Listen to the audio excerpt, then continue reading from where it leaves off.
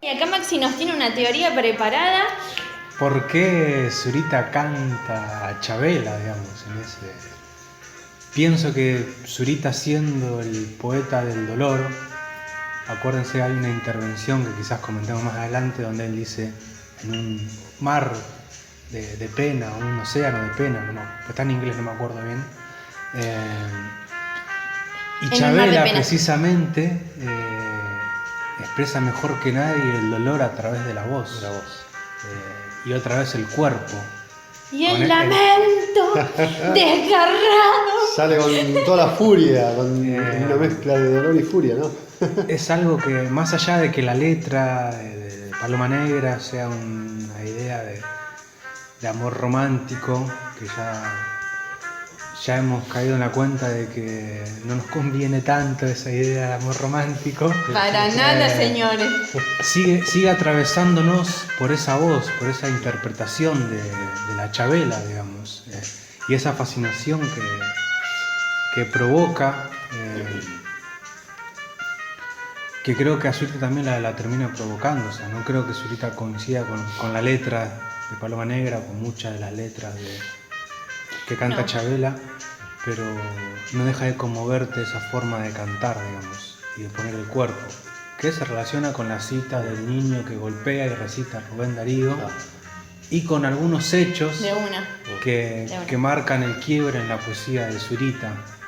Bueno, por eso mismo, antes de adentrarnos en todo lo que es la obra, que es extensísima, vamos a tener que contar un poco, ¿no?, lo que fue el quiebre en su poesía con estas situaciones que tuvo que vivir ya desde la dictadura y la tortura que sufrió con Pinochet. El secuestro, exactamente. Y bueno, después el momento el flagelo, que como se autoflagela él, que se quema la cara. Le preguntaron si el dolor lo condujo a la creación.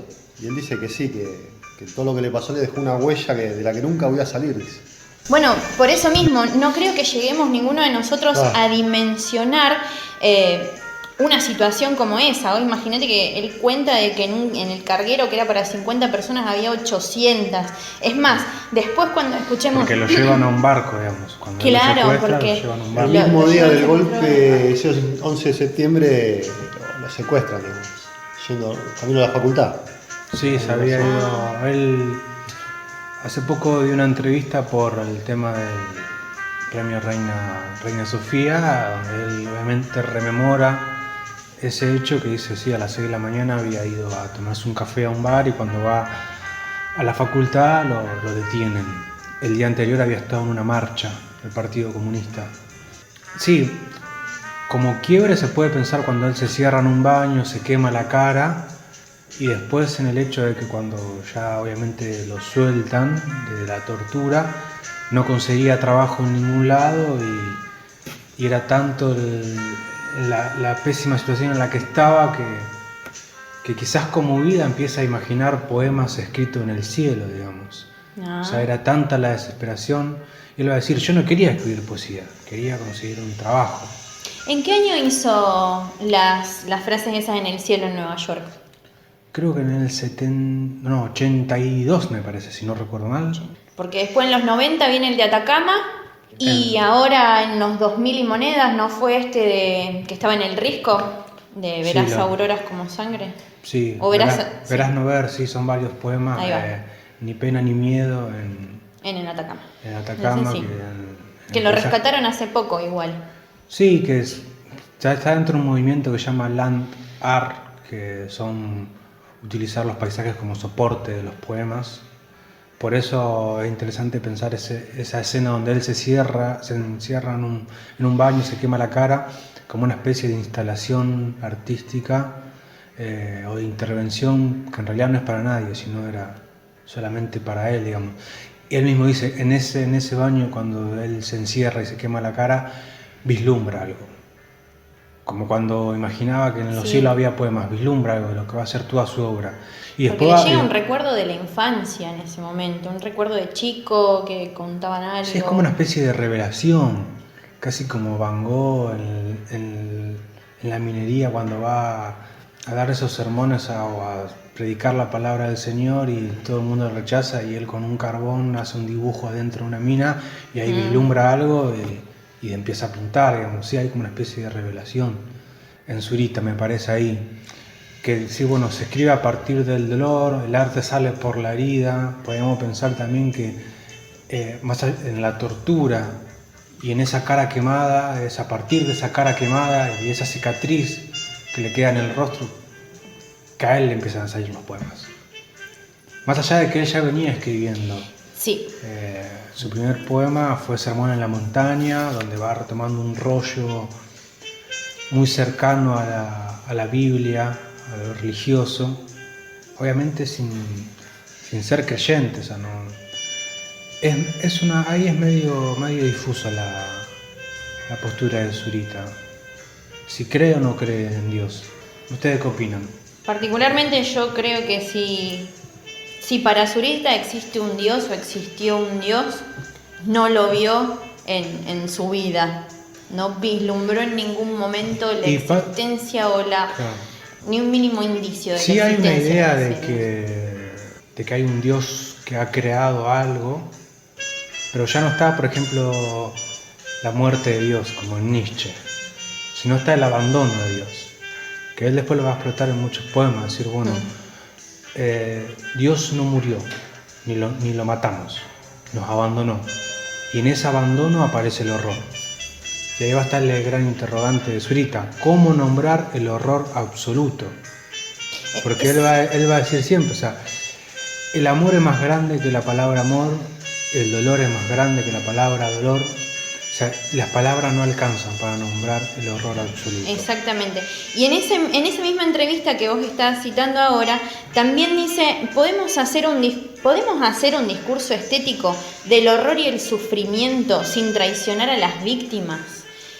También es como que ya sabemos que él empieza a escribir como más fuerte a través de esa herida y de todo ese momento de quiebre. Pero ¿existe algún modo de honrar? O sea, él está honrando, está abriendo la herida todo el tiempo, haciendo constantemente. Y creo que ahí entra al juego la idea de la memoria y el olvido, digamos. Él va a ir mucho al extremo.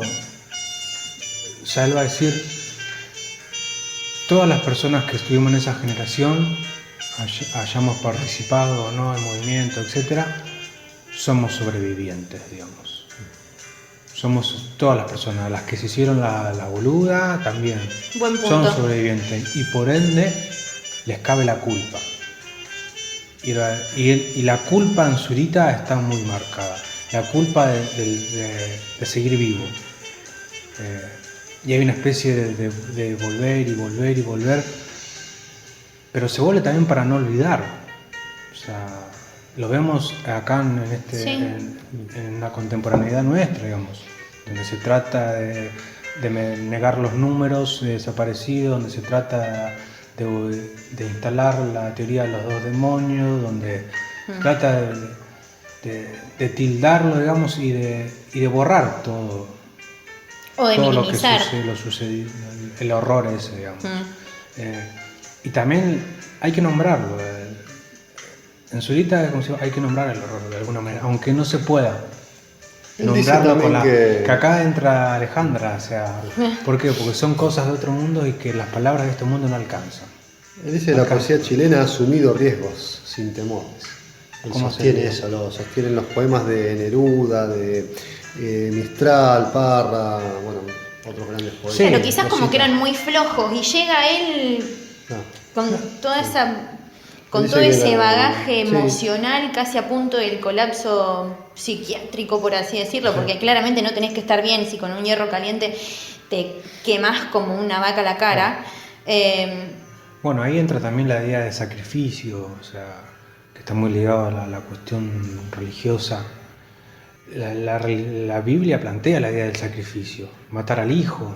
Bueno, pero también es como una especie a mí me parece que es una especie de desvarío, una cuestión así, porque en algunos poemas es como que es completamente lógico, racional y estructurado, cosa que puede por ahí llegar a a verse por la carrera que estudió y demás, y en otra como que parece un desvarío total. Es más, se puede plantear también como un desvarío el hecho de estar ahí tirado en el baño, con la cara toda ensangrentada, sintiendo los granos de arena, la tierra, y dice, bueno, qué copado, se me ocurrió esto. Y 15 años más tarde, plum, lo hace. Sí, en realidad, ya le iba a decir, cuando él termina llevando a cabo esos poemas sobre los acantilados en el desierto, en la montaña, o los poemas en el cielo, él primero lo imagina y no sabe si lo va a llevar a cabo en algún momento. Cuando lo lleva a cabo, que es cuando él puede escribir esos poemas en el cielo de Nueva York, donde con un amigo se termina enterando de que se podía escribir poemas con aviones, y termina encontrando la manera de financiarlo, porque tengamos en cuenta que Suelta no tenía un mango, no sabía pilotear un avión, solamente él lo había imaginado, y cuando logra llevarlo a cabo, ahí el poema se termina cumpliendo, y recién ahí puede ser publicado, que termina siendo publicado en Purgatorio, en Anteparaíso. En Anteparaíso, que están las fotos de los poemas. Sí, al final de Purgatorio también hay un registro de imágenes, pero ese registro de imágenes son como si fuesen electrocardiogramas, una cosa así. Estoy casi segura de que esa intervención y el registro está en Anteparaíso. Bueno, de ahora en más empezamos a meternos de lleno con la obra, y estaría bueno que escucharan. Habíamos quedado en los poemas que él imagina en el cielo cuando lo lleva a cabo. Pero cuando ya los puede realizar. Cuando los puede realizar, las fotos de esos poemas que tuvieron entre 7 y 9 kilómetros cada verso de longitud. Pero no les comentamos de qué hablaban esos poemas, cuáles eran esos versos que estaban escritos en el cielo. Bueno, pero también un poco lo hemos charlado ya. Ojo, retomemos el hilo. Porque estuvimos hablando sobre Dios, sobre su Dios. Pero es mucho más largo el poema, no es solamente una frase. Ahora les voy a leer este poema. La vida nueva, escrito en el cielo, así aparece publicado. Junio 2 de 1982. Mi Dios es hambre, mi Dios es nieve, mi Dios es no, mi Dios es desengaño, mi Dios es carroña. Mi Dios es paraíso, mi Dios es pampa, mi Dios es chicano, mi Dios es cáncer, mi Dios es vacío, mi Dios es herida, mi Dios es gueto, mi Dios es dolor, mi Dios es mi amor de Dios. ¿Qué opinan de estos poemas escritos en el cielo? Hay varios elementos que él va a ir retomando, como la idea de la nieve. La nieve aparece mucho en un libro que no dijimos que íbamos a abordar, pero un libro surita, titulado Surita. La nieve es el contraste de la sangre, de los cuerpos mutilados, y él dice, y él compara a veces con flores que emergen de esa nieve, como flores sangrientas, digamos, la idea del cuerpo mutilado. Es que el paisaje es casi el protagonista, se me hace, de todo lo que es la obra. Mi Dios es pampa. A ver, ¿a qué me suena? A mí está constantemente hablando sobre el mar, las rocas, las montañas, la pampa. Es el paisaje el que... Sí, hay una simbiosis entre paisaje y cuerpo, porque en el paisaje está el dolor y está el horror. Lo inhóspito quizás también, la vastedad, lo inmenso, inconmensurable, lo enorme, tanto de la montaña con su altura y su límite físico, como también con el mar, y estirar la vista hasta el horizonte y que sea incalculable. Sí, para mí también hay más una vuelta de tuerca ahí, porque tiene que ver con que el cuerpo, cómo aparece la idea de cuerpo, aunque él en una entrevista se va a reír de esta palabra que estos lectores de Foucault ya han gastado de tanto nombrarla, que la palabra cuerpo, la categoría cuerpo. donde el cuerpo es un país. O sea, el cuerpo es la representación de un país. Un cuerpo mutilado es la representación de un país, como el paisaje también. En un poema va a hablar de los chilenos que tienen los ojos llenos de llagas, o el cuerpo lleno de llagas, los ojos llenos de llagas, eso, o los ojos llenos de cielo, digamos, o de cordillera, etc. Sí. Hay una representación. Es el ojo del chileno, claramente. Es un paisaje constante. Y creo que por ahí no es comparable con nuestro paisaje argentino, claro. Pero es muy de chileno, o sea, es tu cordillera. Claro. Sí, también es el lugar donde fueron arrojados los cuerpos de los desaparecidos. Entonces en el poema Canto a un amor desaparecido, él va a decir: mi amor está aquí pegado al mar, a las rocas y a las montañas. Sí, también es parte del disco. O sea, el amor pegado ahí, o sea, que hay un recitado de él frente al monumento a los desaparecidos que precisamente tiene ese verso. Sí. El amor está aquí pegado al mar, a las rocas y a las montañas, que le da un ritmo casi de ritual.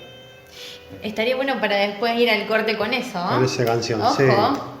Sí. Yo leí Y llorarás, eres tú, papá, que también hace mención también a eso, al desierto, a las montañas, a ver, contanos, Sergio. A ver. ¿Querés que lo lea? Dale. Dice: después de 5 días, esperando que se despejara, la neblina sobre la costa norte pude ver los acantilados, kilómetros y kilómetros de paredes de granito cortándose a pique, y 1000 metros más. Abajo, el océano Pacífico. Había imaginado unas frases escritas sobre estos paredones, 22 exactamente, de amor, de locura y de muerte, recortándose sobre ellos. Me las imaginé en un sueño, la llanura del desierto de Atacama que se interrumpía de golpe, luego el abismo y al fondo el mar. Años después morí. Eran millones y millones de hombres y mujeres arrojándose, muchedumbres inacabables que se detenían por un instante en el borde de los paredones y luego se lanzaban. Algunos lo hacían tomados de la mano, se miraban a los ojos y daban el último paso. Otros sostenían niños en sus brazos y lloraban quedamente mientras el viento del desierto hacía flamear sus ropas. Sentí un brazo posarse en mi hombro. ¿Eras tú, papá? Y el vacío se abrió bajo mis pies sin estruendo, igual que una boca muda y dulce. Al frente, el azul del inmenso amanecer se iba fundiendo con el Pacífico, y las frases de amor, de locura y de muerte se me pegaron en los labios, también sin estruendo, suavemente, como un último silencio. Bien, como un último silencio. Fuerte, ¿eh? Sí. Teniendo en cuenta el marco, ¿no? de lo ¿Cómo que era está la frase de Atahualpa? ¿La del silencio? Sí. Que cada palabra debe justificar la irrupción del silencio. Ahí va. La obra. Cita 2 veces, a mí me recordó a Quiroga. Sí. Amor, locura y muerte. Wow. Con los cuentos de amor, locura y de muerte. Y bueno, ahora ya que estaba, me acordé también de que la cita Alejandra en un momento cuando él cuenta en una entrevista que las palabras obviamente no podía representar. Sí, la idea de que hay otro mundo, hay emociones que son de otro mundo y que hay que nombrarla con palabras de este y que no alcanzan. Y él muy descarado dice, con citar en palabras, por decir en palabras de este mundo. Bueno, nada. ¿Cómo sería? Sí, creo que la cita está en una entrevista que se llama La Belleza de Pensar, claro. Con Christian Walker. ¿Walker era el apellido? No tengo idea, yo ahí no te ayudo con ese apellido. Hay 2 entrevistas, en una de las entrevistas, hay una entrevista en la que Zurita está con Parkinson y la otra en la que Zurita está sin Parkinson. No, está claro, una es del 90 y poco y la otra... Porque eso es otro también, en Zurita está la idea del cuerpo frágil. Está el cuerpo mutilado, el cuerpo frágil, el cuerpo enfermo. Sí, también esta idea de estos poemas que parecen poemas totales, Y podría ser de que parte de lo que fue, o sea, las golpizas y demás que recibió durante la tortura le generen también un Parkinson. O sea, como una especie de secuela, no solo una secuela psicológica, sino también física. Perdón por la interrupción. No sé cuál será el motivo de su Parkinson. Pero también acá lo que leía Sergio y pensaba esta idea del paisaje y la historia de un país, que como empieza a hablar de todas estas personas que caen, esa alegoría, la interrogación al padre, porque también algo muy frecuente en la obra de Zurita es la interrogación. O sea, no llegar a entender ese horror absoluto que se observa e interrogar. Y volver sobre la idea también de Cristo, de este tipo crucificado en la cruz y del Padre crucificado. O sea, decir, bueno, ver al Padre que está en una cruz y decir, bueno, vos estás en una cruz, pero vos no sos Jesucristo. O sea, decir al Padre, aunque estés ahí. O sea, no va a venir nadie, no hay sacrificio que funcione, no hay salvación, no hay nada, digamos. Es más, hay un verso donde él dice, mi corazón es un desierto. Ahí tienen otra comparación con el paisaje. Y después hay otro que dice, tocas la cordillera y eres tú, tocas la nieve y eres tú. Y después con la idea esta del cuerpo que es destruido, que es carcomido, ¿por qué?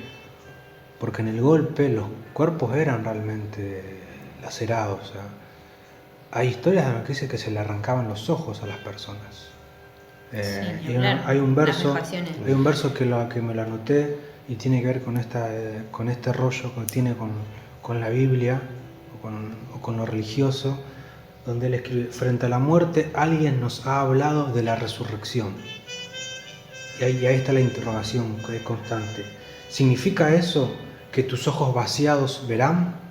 ¿Que mis yemas continuarán palpando las tuyas? ¿Significa que al resucitar, o sea, esos ojos que ya no existen van a poder ver? Y estas manos cortadas van a poder tocar. Exacto. O sea, y ahí tienen la comparación, paisaje, historia de un país y el cuerpo. Hay un poema que traje para leerles que se llama Te palpo, te toco y las yemas de mis dedos. Si les parece bien, se lo lea. Vamos. Dale, y después ya con eso lo dejamos para el corte. ¿Te parece? Al poema. Leemos con esto y nos vamos al corte. ¿Y con qué nos iríamos al corte? No sé, lo vemos después. Después les contamos cuando volvemos del corte que es lo que van a escuchar. Pero ahora vamos con la poesía, por fin. Con Raúl Zurita, bien.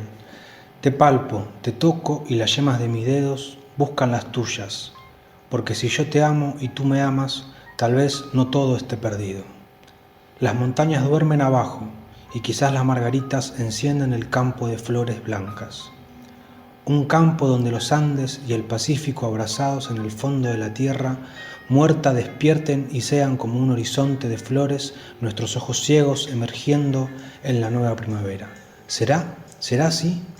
Las margaritas continúan doblándose sobre el mar difunto, sobre las grandes cumbres difuntas y en la oscuridad como dos envanecidas pieles que se buscan, mis dedos palpan a tientas los tuyos. Porque si yo te toco y tú me tocas, tal vez no todo esté perdido y todavía podamos adivinar algo del amor. De todos los amores muertos que fuimos y de un campo de flores que crecerá cuando nuestras mortajas blancas, cuando nuestras mortajas de nieve de todas las montañas hundidas nos besen boca abajo y nos vuelvan para abrir las erizadas pestañas.